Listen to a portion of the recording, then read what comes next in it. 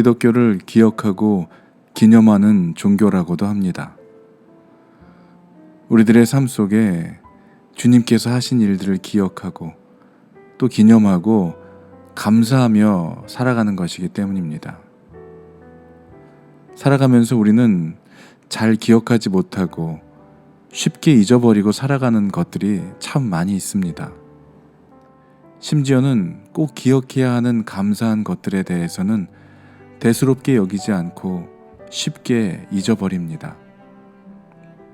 그리고 훌훌 털어버리고 잊어버려야 하는 것들에 대해서는 가슴에 한과 원망으로 담아두고 살아가기도 합니다.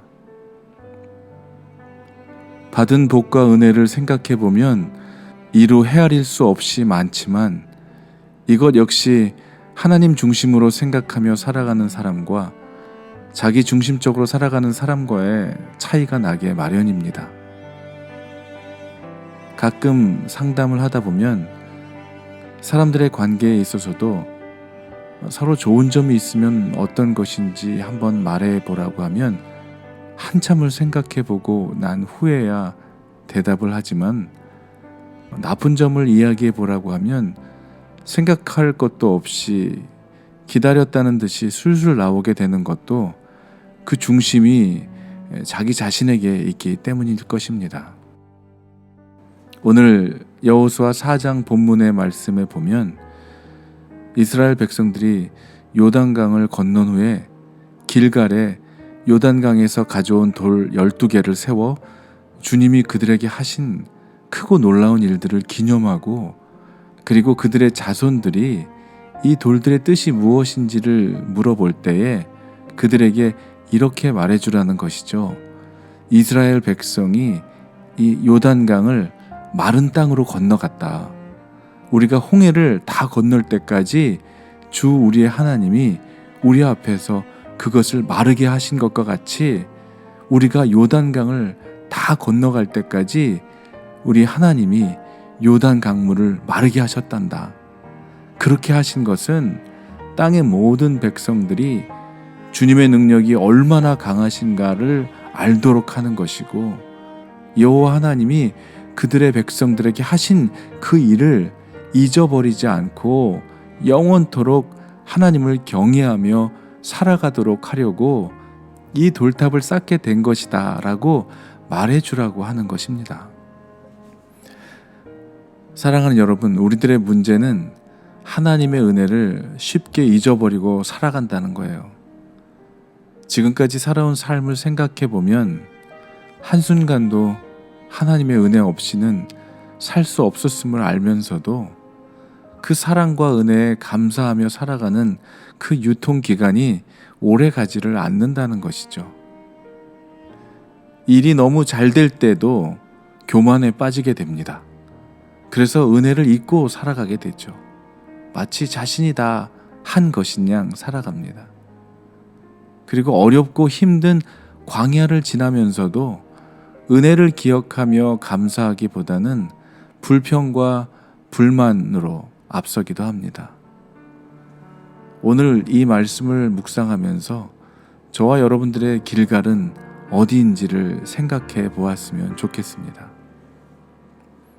제 인생 가운데 하나님이 행하신 놀라운 일들을 생각해 본다면 이루 다 말로 표현할 수 없을 것입니다.